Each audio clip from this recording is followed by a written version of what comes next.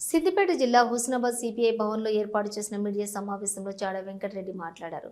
కొత్త ఆసుపత్రి నిర్మాణం పేరుతో ఇప్పుడు కొనసాగుతున్న హుస్నాబాద్ ప్రభుత్వ ఆసుపత్రి భవనాన్ని కూల్చివేయొద్దని సూచించారు. హుస్నాబాద్ ప్రాంతం వరప్రదాయాన్ని గౌరవెల్లి ప్రాజెక్టును గత బీఆర్ఎస్ హయాంలో కుర్చీ వేసుకుని పూర్తి చేస్తానన్న కేసీఆర్ 10 ఏళ్లైనా పూర్తి చేయలేదన్నారు. ఇప్పుడు వచ్చిన మంత్రి పొన్నం ప్రభాకర్ కూడా 2 ఏళ్లు గడుస్తున్నప్పటికీ 437 కోట్లు తీసుకొచ్చా అంటున్నాడే కానీ ప్రాజెక్టు పనులు పూర్తి చేయడం లేదన్నారు. చాడ వెంకటరెడ్డితో పాటుగా సిద్దిపేట జిల్లా సిపిఎం కార్యదర్శి మంద పవన్, రాష్ట్ర సమితి సభ్యులు గడిపే మల్లేశం, జిల్లా కార్యవర్గ సభ్యులు పోతిరెడ్డి వెంకటరెడ్డి, జాగీర్ సత్యనారాయణ, ఎడల మనీష్, కిష్టపురం లక్ష్మణ్, అంతే అశోక్, ఐలేని మల్లారెడ్డి, కొమ్ముల బాబు, సంజీవ్ రెడ్డి తదితరులు పాల్గొన్నారు.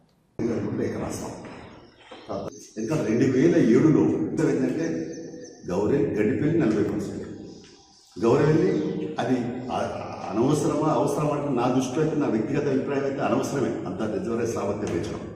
ఎప్పుడు నీళ్లు వస్తే ఉంటే దీన్ని యూజ్ చేసుకుంటూనే పోతా ఉంటాం. ఇక్కడ 1.2729 CM ఉంటే పెద్ద ఇవే దానికి పెట్టేసి కాలువలు డబ్బులు పెట్టారు. కేసీఆర్ చేసిన ఘనకార్యం ఏంటంటే ప్రాజెక్టు కట్టిండు, కాలుందామని ఇల్లు.